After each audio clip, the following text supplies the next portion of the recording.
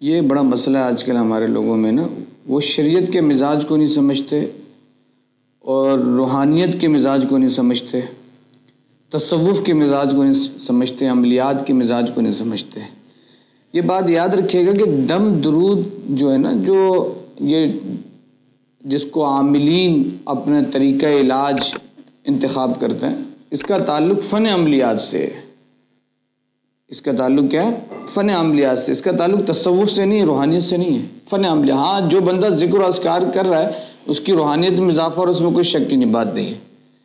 اب جس طرح سے بھی آپ نے یہ کہا کہ اس طرح کے دم، اس طرح کے منتر، اس کے کیا حیثیت ہے، اس کو کرنا چاہیے نہیں کرنا چاہیے، اور لوگ بڑے اس کے مذاق۔ اب جیسے میں آپ کو ایک بات سمجھانے کی غرض سے ایک بات بیان کرتا ہوں کہ ایک بزرگ ہیں، انہوں نے جو ہے ایک دم اپنے طریقے میں، اپنے مطلب آپ یہ سمجھیں کہ ایک دم جو ہے، جو ان کا مجرب طریقہ تھا، اس کو بیان کیا، حالانکہ اس میں کوئی شرعی قباحت نہیں ہے، کوئی شرعی قباحت نہیں ہے۔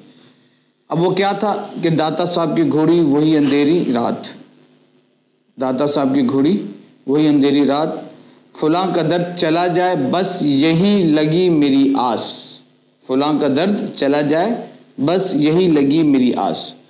اب یہ آپ دیکھیں کہ اس کو لے کے بڑی لوگوں نے میمز بنائی، بڑی بیہودہ پن اور بڑے معاملات اس طرح کے کیے۔ میرا صرف نیوٹرل مزاج پہ میں آپ کو نیوٹرل مائنڈ اڑ کے میں یہ پوچھ رہا ہوں کہ بتائیں ان لفظوں میں کیا قباحت ہے، کیا قباحت ہے؟ کون سا ایسا شرعی مسئلہ ہے یا کون سا ایسا اس میں گناہ ہے کہ یہ اگر کوئی کہے تو وہ شاید اسلام سے معاذ اللہ ان کے نظر میں خارج ہو جائے، چاہے وہ گمراہ ہو جائے، چاہے وہ بے ادب ہو جائے؟ اس طرح کے تو کوئی الفاظ اس کے اندر نہیں ہے۔ یار قرآن کا مذاق، دین کا مذاق تو نہ بنائے، اللہ خیر کرے۔ آپ اپنے اختلاف اپنے ذات تک رکھیں، دوسروں کو گالیاں دینا، ان کے لیے ان کے خلاف میمز بنانا اور ویڈیو اس طرح سے وائرل کرنا اور ان کی عزت نفس پہ حملہ کرنا، یار کسی ادنا مسلمان کی عزت پر حملہ کرنا نا، یہ حضور صلی اللہ علیہ وسلم نے فرمایا کعبے کو ڈھا دینے سے خطرناک ہے، کعبے کو ڈھا دینے سے خطرناک ہے، باخلاف اس کے کہ کوئی عالم ہو، کوئی مفتی ہو، کوئی عالم، کوئی پیر ہو، کسی کی مذہبی ایک ویلی ہو، لوگ اس کو عزت کی نگاہ سے دیکھتے ہو، تو یہ تو آپ کو کسی نے اجازت نہیں دی۔ اب اس میں کون سی ایسی قباحت ہے؟ مجھے ایک بات بتائیں بھائی، شریعت کا ایک مزاج ہے، آپ سمجھیں اس بات کو۔ جو چیز حرام ہے شریعت نے اس کو کیٹاگوریکلی بیان کیا ہے، جو چیز ناجائز حرام ہے شریعت نے اس کو کیٹاگوریکلی بیان کیا، اور جو مباح ہے جائز ہے جس پر کوئی مسئلہ نہیں ہے اس کو اس کی تفصیلی اس کے بارے میں تفصیلی معلومات نہیں بیان کی۔ ہاں، جو حرام ہے اس کے متعلق رب نے بیان کر دیا کہ بھئی یہ چیزیں حرام ہیں، بس ختم۔ اب دیکھیں، اب ہمارے لوگوں کو پتہ ہی نہیں ہوتا نا۔ حضرت جابر رضی اللہ تعالیٰ کی روایت ہے کہ آپ فرماتے ہیں کہ رسول اللہ صلی اللہ علیہ وسلم نے دم سے جب منع فرمایا، نہا رسول اللہ صلی اللہ علیہ وسلم عن الرقا فجاء آل عمرو بن حزم فقالوا یا رسول اللہ انه كانت عندنا رقیہ نرقی بها من الاقرب وانت نهيت عن الرقا فعرضوه عليه فقال ما ارى بها بأسا من استطاع منكم ان ينفع اخاه فلينفع اخاه۔ یہ حضور صلی اللہ علیہ وسلم کی حدیث ہے، مسلم کی حدیث ہے۔ حضور صلی اللہ علیہ وسلم نے ارشاد فرمایا کہ جب حضور نے دم سے منع فرمایا نا، تو عمر بن حزم کے گھر والے آئے اور عرض کیا، رسول اللہ صلی اللہ علیہ وسلم ہمارے پاس ایک دم تھا، ایک طریقہ تھا، ایک دم ہے جس کو ہم کیا کرتے تھے، جب بچھو سے کوئی ہم میں سے کسی کو بچھو کاٹ لیتا نا تو وہ ہم دم کرتے تھے، لیکن آپ صلی اللہ علیہ وسلم آپ نے دم سے منع فرما دیا، تو حضور صلی اللہ علیہ وسلم نے فرمایا وہ دم مجھ پر پیش کرو، یعنی میرے سامنے سناؤ، وہ تمہارے الفاظ کیا تھے۔ دور جاہلیت کی بات ہو رہی ہے، مسلم شریف کی حدیث ہے، آپ نے فرمایا کہ سنا وہ دم کیا ہے، تو انہوں نے بھائی وہ دم سنایا، وہ الفاظ سنائے۔ جب حضور صلی اللہ علیہ وسلم نے اس کو سنا تو حضور نے فرمایا اس میں کوئی حرج نہیں ہے، بس تم میں سے جس سے ہو سکے اپنے بھائی کو اچھے الفاظ سے، اچھے دم سے، اچھی دعا سے نواز سکے اور فائدہ پہنچا سکے۔ حضور نے فرمایا کہ اپنے بھائی کو فائدہ پہنچائے، حضور نے فرمایا کہ اپنے بھائی کو فائدہ پہنچائے۔ آپ دیکھیں، اسی طرح سے صحیح مسلم کی ایک اور حدیث ہے کہ حضرت عوف بن مالک اس کو روایت کرتے ہیں کہ آپ فرماتے ہیں کہ ہم دور جاہلیت میں دم کیا کرتے تھے. فقلنا یا رسول اللہ کیف تری فی ذلک فقال اردوا علی رقاکم لا بأس بالرقا ما لم یکن فیہ شرک. حضور صلی اللہ علیہ وسلم کے سامنے حضرت عوف ابن مالک آپ آئے, آپ نے عرض کیا یا رسول اللہ ہم دور جاہلیت میں دم کیا کرتے تھے. ہم نے عرض کیا یا رسول اللہ صلی اللہ علیہ وسلم اس کے بارے میں آپ کی کیا رائے ہے, جو ہم دم کرتے تھے دور جاہلیت میں اس کے بارے میں آپ کی کیا رائے؟ تو حضور صلی اللہ علیہ وسلم نے فرمایا میرے سامنے پیش کرو, پڑھو, بتاؤ کیا دم کیا کرتے تھے.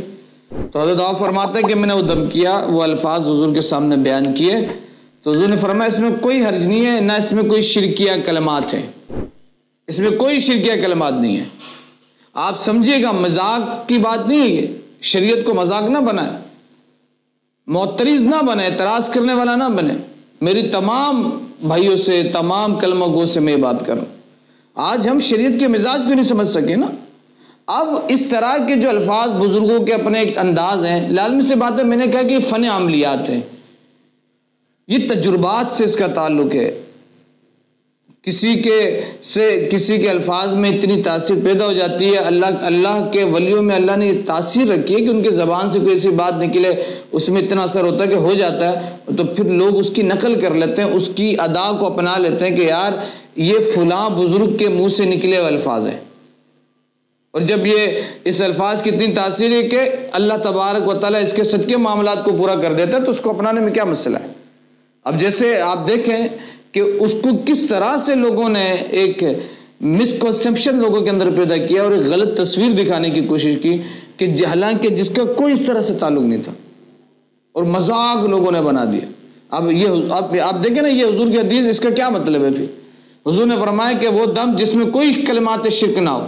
اب مجھے بتائیں اس میں کون سے ایسے کلمات شرکیہ موجود ہے کہ جس کی وجہ سے وہ غلط تصور کیا جائے یا اس کو گمراہیت اور شرک و بدعت اور مذاق بنایا جائے. بھئی داتا صاحب کی گھوڑی وہی اندھیری رات, فلاں کا درد چلا جائے, بس یہی لگی میری آس. یہ ایک طریقہ کار.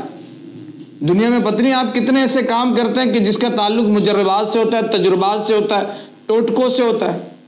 یہ ہے زندگی کا حصہ ہے. اب ہر بات کے لیے اگر آپ یہ کہیں کہ قرآن لے کر آ جائیں, حدیث لے کر آ جائیں, تو آپ کی زندگی خالی ہو جائے گی. میرے بھائی آپ کی زندگی کے اتنے معاملات ہیں, آپ قرآن و حدیث کے موافق تو ہر معاملہ تو نہیں کرتے. اگر آپ ہر چیز کو اسی سینیریو کے اندر لے جا کے ناپنے اور تولنے کی کوشش کرتے تو پھر آپ اپنے زندگی کے ہر معاملات کے اندر غور کرنے کی ضرورت ہے آپ کو. میں ایک اور حدیث آپ کے سامنے سے مسلم کی پیش کر رہا ہوں کہ حضور صلی اللہ علیہ وسلم, حضرت جابر فرماتے ہیں کہ جب حضور صلی اللہ علیہ وسلم نے ہمیں دم کرنے سے منع کیا نا, یہ کون سا دم تھا؟ بس لوگ یہاں تک اس حدیث کو بیان کرتے ہیں, حدیث کے الفاظ کو موڑ توڑ کے کٹ کر کے بیان کرنے کی کوشش کر رہے ہوتے ہیں. پوری حدیث, مکمل حدیث ایمانداری کے ساتھ بیان نہیں کرتے. اب وہ کون سے حدیث ہے جس کے متعلق حضور نے, جو کون سا دم ہے جس کے متعلق حضور نے منع فرمایا؟ وہ دم ہے جس میں شرکیہ کلمات ہو, شرکیہ کلمات. لازمی بات ہے شرکیہ کلمات, اس دم سے حضور نے منع فرمایا. آپ دیکھیں نا رسول اللہ صلی اللہ علیہ وسلم عن الرقا, حضرت جابر فرماتے ہیں کہ حضور صلی اللہ علیہ وسلم نے دم سے منع کیا. آل عمر بن حزب آئے, انہوں نے کہا ہمارے پاس ایک دم ہے بچھو کے کاٹنے کے, سانپ کے کاٹنے میں. حضور نے فرمایا میرے سامنے پیش کرو. انہوں نے جب پیش کیا تو حضور صلی اللہ علیہ وسلم نے فرمایا اس میں کوئی ایسی شرکیہ کلمات نہیں ہے, تم میں سے جس سے ہو سکے وہ اپنے بھائی کو نفع پہنچانے کی غرض سے دم کیا کرے, دم کیا کرے. اور یہ بات یاد رکھیے گا کہ حضور صلی اللہ علیہ وسلم کا خود معمول تھا. آقا صلی اللہ علیہ وسلم صحابہ صحابیات پر دم کیا کرتے تھے اور حکم بھی فرمایا کرتے تھے. اما عائشہ رضی اللہ تعالیٰ عنہ فرماتی ہیں کہ نبی کریم صلی اللہ علیہ وسلم نے مجھے فرمایا, مجھے حکم دیا, امرنی رسول اللہ صلی اللہ علیہ وسلم, حضور نے مجھے حکم دیا. یہ بخاری شریف کی حدیث ہے. کیا حکم دیا؟ او آمر ان یسترق من العین, کہ نظر بد سے دم کرنے کا حکم حضور نے ارشاد فرمایا کہ نظر بد سے بچنے کے لیے دم کیا کرو, خود پر بھی, اور کوئی اگر اس طرح کیا تو اس پہ بھی دم کیا کرو. بخاری کی حدیث ہے. حضرت ام سلمہ رضی اللہ تعالیٰ عنہ فرماتی ہیں, یہ حدیث حضور کے بیان کر رہا ہوں میں, آج لوگوں نے آج دیکھیں جس راستے کا آپ کو پتہ نہیں ہے تو اس کا یہ مطلب نہیں کہ وہ راستہ ہی نہیں ہے. آج ہمارے لوگ ایسے انکار کر دیتے ہیں، ایسے لگتا ہے کہ سارا کچھ ان کے سامنے. وہ اللہ کے بندے، اگر آپ کو سائنس کا نہیں پتا، آپ کو کیمسٹری کا نہیں پتا، آپ کو بایولوجی کا نہیں پتا، تو اس کا یہ تھوڑی مطلب ہے کہ بایولوجی نہیں ہے. آپ نے امریکہ نہیں دیکھا تو اس کا یہ مطلب تھوڑی کہ امریکہ نہیں ہے. آپ نے افغانستان نہیں دیکھا تو اس کا یہ مطلب تھوڑی کہ افغانستان نہیں ہے. تو آپ کے علم کی اور آپ کی سوچ کی، شعور کی کمی ہے. یہ تھوڑی کہ اس کے حقیقت سے کوئی تعلق نہیں. فوراً سے انکار کر دینا یہ ایک مسلمان کا مزاج نہیں ہے، یہ ایک باشعور آدمی کا مزاج نہیں ہے. پہلے چیزوں کو سمجھنے کی کوشش کریں، دیکھیں، پڑھیں. اور اگر اس طرح کے آپ الفاظ بیان کر رہے ہیں اور کسی کو آپ انجان میں اور اس طرح سے کچھ بھی کہہ رہے ہیں، تو پھر دیکھ لیں یہ بات کہ وہ چیزیں آپ ہی کی طرف پلٹ آئیں گی، وہ آپ کی طرف لوٹ آئیں گی، وہ آپ کی طرف پلٹ آئیں گی. آپ دیکھیں حضور صلی اللہ علیہ وسلم نے کیا، ام سلمہ کیا فرماتی ہیں. حضور صلی اللہ علیہ وسلم آپ فرماتے ہیں کہ حضور کے گھر میں ایک لڑکی آئی. ان النبی صلی اللہ علیہ وسلم رعا فی بیتیا جاریتن، کہ حضور صلی اللہ علیہ وسلم کے گھر میں ایک لڑکی آئی. فی وجہ صفحۃ، جس کے چہرے میں زرد چھائیاں تھی. حضور کے گھر میں ام سلمہ کہہ رہی ہیں ایک لڑکی آئی جس کے چہرے میں زرد چھائیاں تھی. جب حضور صلی اللہ علیہ وسلم نے اس کو دیکھا نا، اس کو ملاحظہ فرمایا، تو حضور نے فرمایا اس کو دم کرو، یہ نظر بد میں مبتلا ہے. فقال استرقوا لها فإن بها النظر، یہ نظر بد میں مبتلا ہے. تو میرے بھائی یہ فن عملیات ہے، اس میں بزرگوں کے اپنے مشاہدات ہیں. اب وہ مشاہدات اگر کسی انسان کو فائدہ پہنچا رہے ہیں اور اس میں کوئی ایسا معاملہ نہیں ہے، کوئی شرکیہ کلمات نہیں ہے، تو اس سے کوئی مسئلے کی بات نہیں ہے،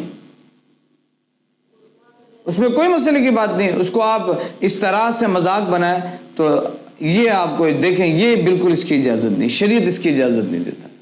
اگر آپ کا اخلاق اتنا گرا ہوا ہے نا، تو میرے بھائی آپ کی نمازیں، آپ کے روزے آپ کو کام نہیں آنے.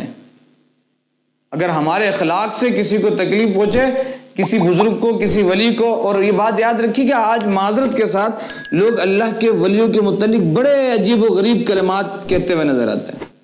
اللہ جس قوم کو برباد کرنا چاہتا ہے نا، اس قوم کے دلوں میں اپنے ولی کی عداوت ڈال دیتا ہے. یہ بات یاد رکھیے گا، بے ادبی کرنا شروع کر دیتے ہیں. ان کی بربادی کی وجہ یہی ہوتی ہے. اور حضور کی حدیث بھی ہے کہ من عاد لی ولیا فقد آذنتہ بالحرب، جس نے میرے ولی سے بغض رکھا میں اس سے اعلان جنگ کرتا ہوں. تو اللہ والوں کے متعلق، علماء کے متعلق اس طرح کے ناظم بالکل مطلب افسوس ہوتا ہے ان لوگوں کے اوپر کہ آپ دیکھیں حضور غوث اعظم رضی اللہ تعالیٰ عنہ، خواجہ غریب نواز، داتا علی اجویری کے متعلق ایسی ایسی باتیں کرتے ہوئے، ویڈیو بناتے ہوئے نظر آتے ہیں. یار تھوڑا تو سوچیں کہ آپ کو قبر میں جانا ہے. میں کسی مسلک کی بات نہیں کر رہا، میں محبت اور ادب و احترام کی بات کر رہا ہوں. یہ کون سا اسلام ہے کہ یار آپ کو یہ چیزیں، کلمہ اسلام نے تو یہ نہیں سکھایا. اسلام تو یہ فرماتا ہے کہ مسلمان تو وہ ہے کہ جس کے زبان اور ہاتھ سے دوسرا مسلمان محفوظ ہو. تو جب دوسرا مسلمان محفوظ ہو تو پھر اللہ کا ولی کتنا محفوظ ہونا چاہیے آپ کے زبان اور ہاتھ سے. ایک علمی شخصیت والا آدمی کتنا محفوظ ہونا چاہیے.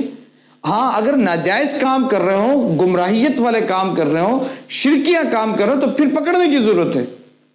لیکن آپ کے کہنے سے شرک نہیں ہوگا. شرک کا معیار بھی وہی ہے جو قرآن و حدیث نے بیان کیا.